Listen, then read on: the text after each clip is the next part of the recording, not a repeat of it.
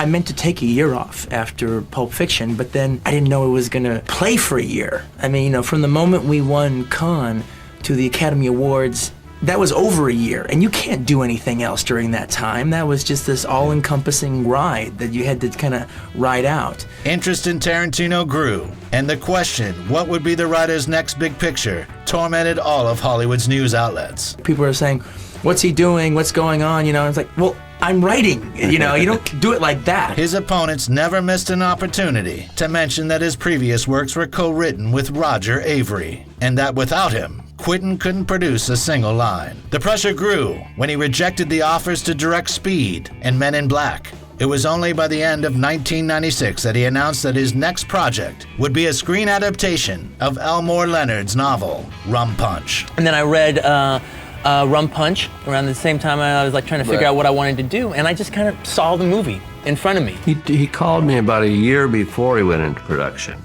and said that he had decided to do Rum Punch. Having bought the rights to the novel a few years back, the director nursed the idea for several years, making lots of changes to the original source. He switched the location from Florida to his familiar Los Angeles, changed the skin color and last name of the heroine, the name of the movie to Jackie Brown, and of course, spiced up the dialogue. What's wrong with you knocking on the door like the goddamn police? You looking to get shot?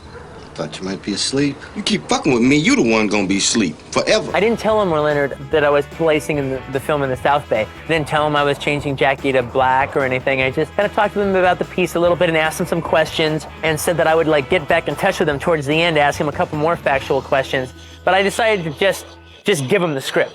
He made so many changes that for more than a year he was afraid to show the screenplay to the book's author. But when Elmore read it, he told Tarantino that it was the best script he had read in his entire life. He surprised me. I thought he might be all over the place. He said, I've been afraid to call you for the last year. And I said, why? Because you've changed the title and the color of the main character? And he said, yeah. I said, well, that's all right. Do what you want. You're the filmmaker. So we on the same page then? Yeah, follow. I told Quentin, I said, if you and Elmore Leonard had a child, this is what this is. He respected the material, and he wanted to use what he could, and he found out that he could use perhaps more than expected. One of the things that I wanted to do is, you know, about 40% of this dialogue in Jackie Brown is Elmore Leonard's, and about 60% of it is mine. But it wasn't supposed to sound necessarily like mine. It had to work for his vernacular. You know, and I'm very happy that you can't tell what's what unless you're sitting there with the book and the script. I know, but it's a lot of money. It's $500,000 all in Cabo. And more coming in. Emboldened by the author's support, at the beginning of 1997, Quentin began casting the main roles. Pam Grier was an obvious choice for him. You know, she was in her mid-40s, even though she looks like she's in her mid-30s. A lot of people, if they were making a movie, they would just immediately change that to 32 or something like that. No, it's a big thing that she's in her mid-40s. She's a beautiful lady, which is part of the story, and she looks like she can handle anything. And I was trying to think of who that would be, and I go, well, Pam Grier kind of fits that bill. That would be pretty terrific. He called me in for an audition for Pulp Fiction for the role that Rosanna Arquette played, but they'd already hired Eric Stoltz. And I guess Quentin after a while said, he's not going to tell Pam to shut up. You know, is that maybe that just won't work. Honey, I'm going to fucking kill you if you don't shut up! And he said, but we're going to work together one day. And I said, oh, yeah, right. Yeah, sure, you're going to go through the roof at this, and I'll be seeing you at premieres or something. When the actress came to the audition, Quentin's office walls had been hung with her posters. And I said, did you put these up because I was coming over? And he said, no, I was going to take them down because you were coming over. I'd bet that except for possibly an afro, you look exactly the way you did at 29. He has been a big fan, has had posters in his office, forever. He's been collecting them. And I didn't know I was a cult figure. He informed me. It's okay. No, I forgive you. She's so good. She's got so much energy, and she's vibrant, and she's tough when she wants to be, And yes, and her standing up against Samuel L. Jackson, that's the action in it. That's the story. Is that what I think it is? What do you think it is? I think it's a gun pressed up against my dick. Well, you thought right. He also desperately wanted to work with Robert Forster. He liked the rough, tough exploitation pictures, of which I certainly made a few contributions. Walking the Edge, starring Robert Forster and Nancy Kwan. Coming soon to a theater near you. I was always a big fan of his as an actor, and I've always liked his work a lot and wanted to work with him. Some years ago, he sold a script to a guy I know, True Romance. And when he sold him the script, he said, and this part goes to Robert Forster. Eventually, they took the movie away from this guy and sold it to Tony Scott, apparently, and Christopher Walken did the part. Come again? They met back in '91 when Robert came to audition for the part of Joe Cabot in Reservoir Dogs. I had read for him about 5 years prior for Reservoir Dogs, and I thought I killed that audition. But Tarantino chose Lawrence Tierney, while promising Forster that their paths would definitely cross. 6 years later, he met him at a restaurant. The thing happened right here at this table. Over there walks in Quentin Tarantino.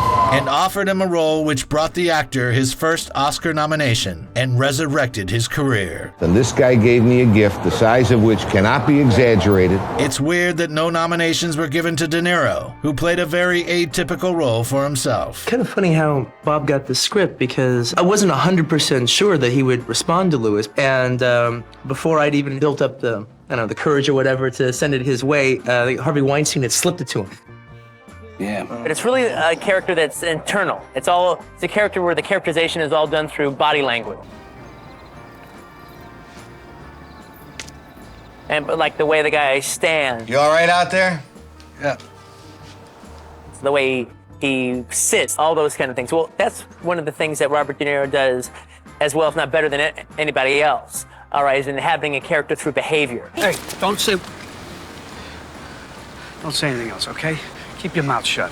Or to Samuel L. Jackson, whose performance makes your blood run cold. He just says Quentin's lines probably been better than anybody else alive. Some kind of karmic meeting somewhere in there that when Quentin writes the stuff, it comes out of my mouth kind of naturally.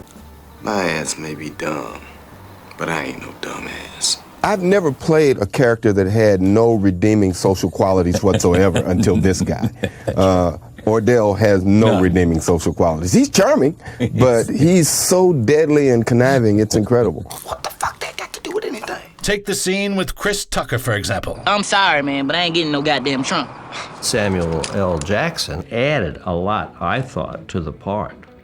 In fact, there was a scene, one scene in particular, when the scene starts up on the balcony of an apartment house, and then they come down and then they're standing by the trunk, and he wants them to get in the trunk. And they expanded on that scene from what it was in the book because they liked it. And you said 10 minutes. Hey, motherfucker, you like to hit my goddamn head! That's almost like a little movie unto itself. The critic of the New York Times, Elvis Mitchell, says, he goes like, I think that's your best work. I think the best thing you've ever done is the Beaumont section in Jackie Brown. I think that's your finest work. As for Chris Tucker, soon after this small role in Tarantino's film, Tucker got famous and for a time became one of the highest paid actors in the world. Oh man, Chris is amazing in the movie. Chris is great. Chris normally improvises his dialogue. And I remember when he came down to do rehearsal, he was like, normally I make my own shit up, but your shit's so good, I'm gonna learn it. I'm gonna do it because your shit's good. Now, having said that, he completely did what I wrote and then just threw in a couple of lines that are the funniest lines in the piece. But my favorite line of that speech is like, you catch off guard with this shit. All right, I piss my pants every time he says that, all right? And I just threw that in. Quentin often expressed his disappointment with the lack of nominations for Grier. I really wanted Pam to be, the first black actress to ever win an Academy Award. And the fact that she didn't even get nominated, Come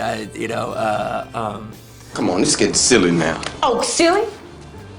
You want to see some motherfucking silly? If I have to tell you to shut up one more time, I'm gonna shut you up. By that time, Tarantino's ability to breathe new life into an actor's deflated career had become legendary. He was often interrogated about who he was going to save next. You know, people do come up to me, "No, who are you going to bring back next time?" I go, I didn't just plug in John Travolta in any old role because I've always wanted to work with John Travolta. I'm trying to cast like the best actors or the coolest actors in whatever role, all right? And I'm just not using, you know, the hot star list in order to do it. Pam Grier would be great in this, all right? Robert Forster would be great in this. I am fortunate enough to be in a situation that I can cast one of those guys, all right, and give them that part, give them, you know, the situation to shine and, you know, show what they got.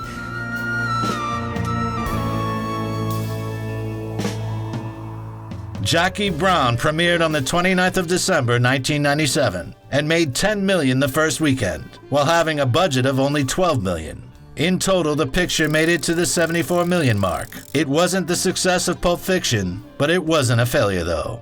Jackie Brown is more of a modest movie than Pulp Fiction, and thus its grosses are going to be more of a modest variety, you know? And so we do it for $12 million. We're going to end up doing very, very well with it. In addition to the lack of nominations for Best Director and Best Screenplay, the less than exuberant reviews were what pulled the rug out from under him. He reacted aggressively to news headlines like, "The grossly overrated Tarantino," saying it was the press that had spent the last 5 years overestimating him in the first place. I wasn't trying to blow your mind with Jackie Brown. I was trying to just dig deeper into character and entrench myself more. It's like the kind of thing, like if I had done Jackie Brown when I was like 48, everyone like, "Oh, look at this mature Tarantino. This is, you know, see, he's maturing in such a, you know, wonderful way as he's getting older." Well, I could do that, well, motherfucker, I could do that shit right after Pulp Fiction. I didn't need to get older to do that.